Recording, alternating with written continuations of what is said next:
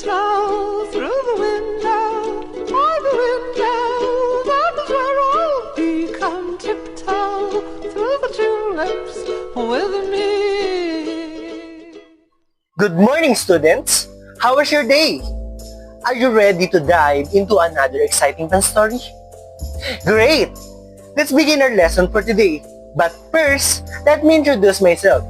I am Sir Luis Antonio Fortis, together with my co-teachers, Miss Jenna Perez, Miss Hershey Catahan, and Miss Rosemarie C. And we will be your storytellers for today.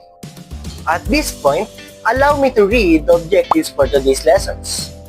By the end of the lesson, the student should be able to, first, identify the elements of the short story, The Lottery by Shirley Jackson, including the setting, characters, and plot. Second, analyze how the author uses symbolism and irony to convey the story's central theme. And for the last, evaluate the role of traditions in the story and relate it to real-life situation through personal reflections or discussions. Now that we've gone through our objectives for today's lessons, it's time to dive deeper into what we'll be learning.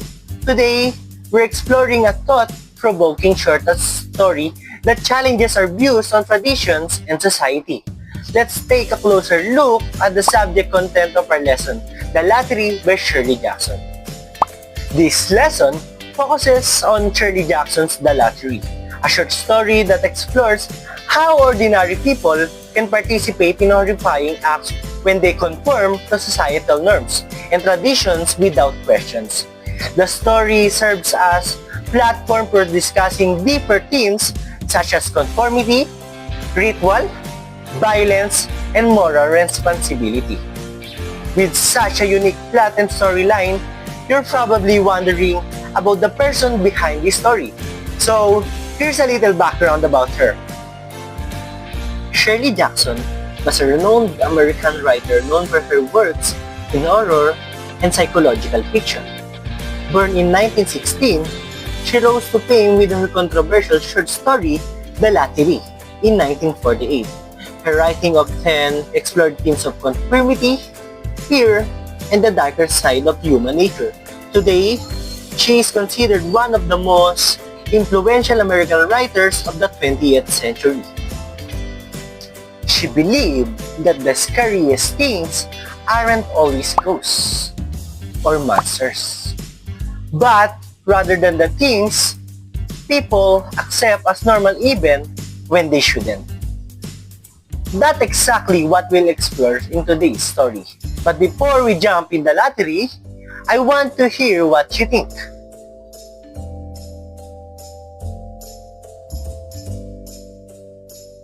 So, let's do a quick activity called Agree or Disagree. I'll read a few statements. If you agree, nod your head or give us a thumbs up. If you disagree, shake your head or give us a thumbs down. Ready?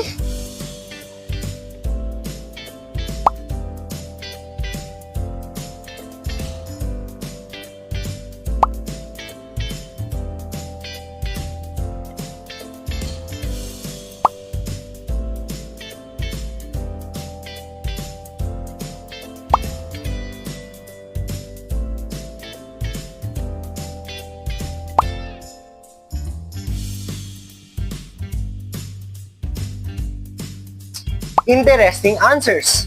These are tricky questions, right?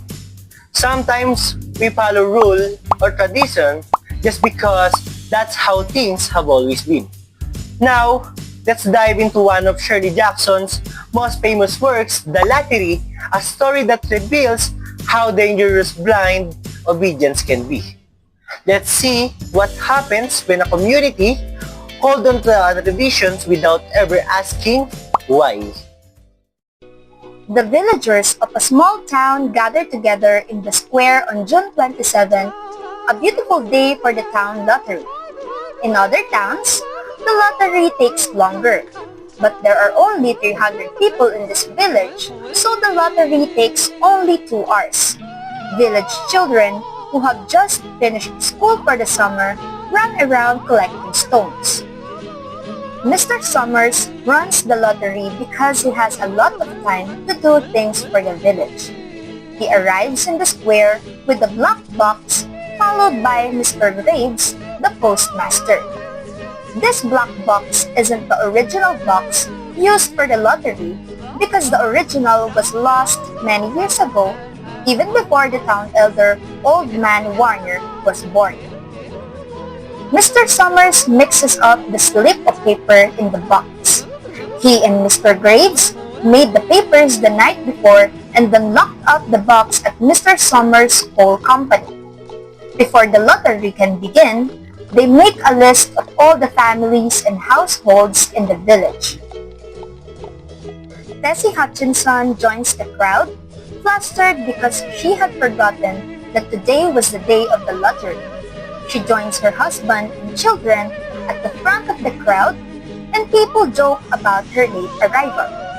Mr. Summers asks whether anyone is absent, and the crowd responds that Dunbar isn't there.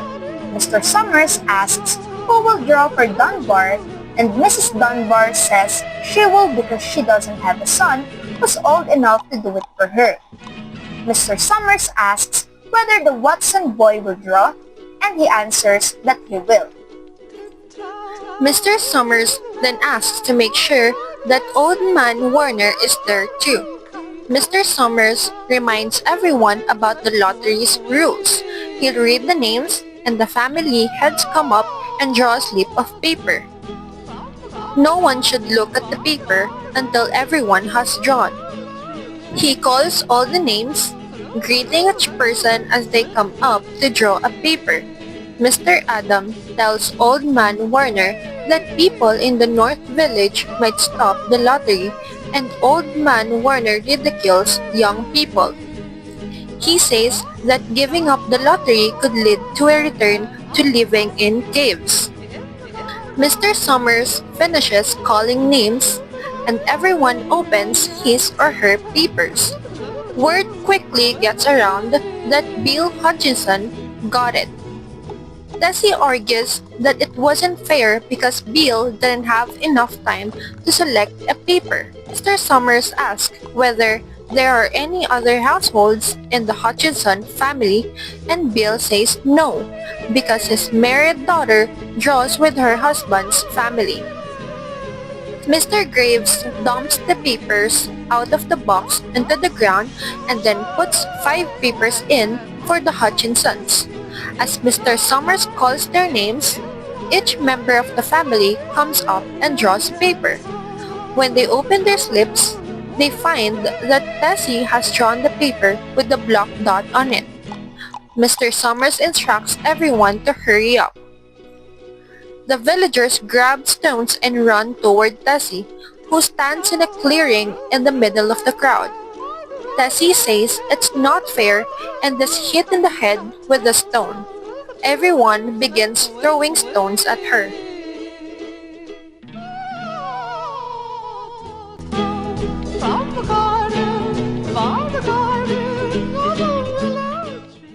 Now that we've gone through the lottery and discussed some of its powerful moments, let's dive into an activity where you get to step inside the story, literally and figuratively. You'll choose one of the following roles, each designed to help you explore different elements of the story. Pick the one that best fits your interests and respond accordingly. Option 1. The witness. Imagine you are a villager who just witnessed this year's lottery. Write a journal entry or letter describing what happened, elements of plot, setting, characters.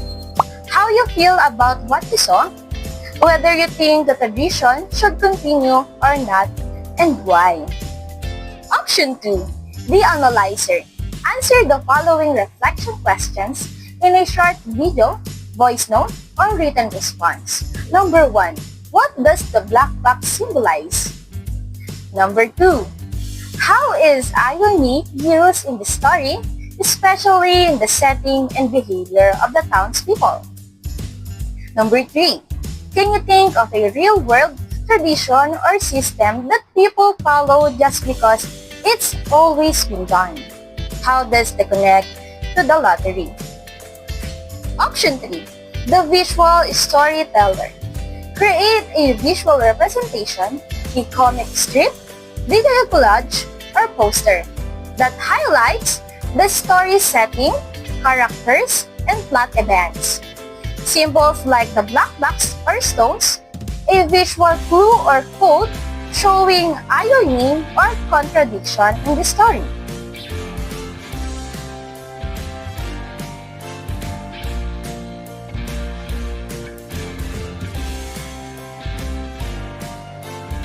Before we end this short video lesson, we'd like to leave you with one final reflection.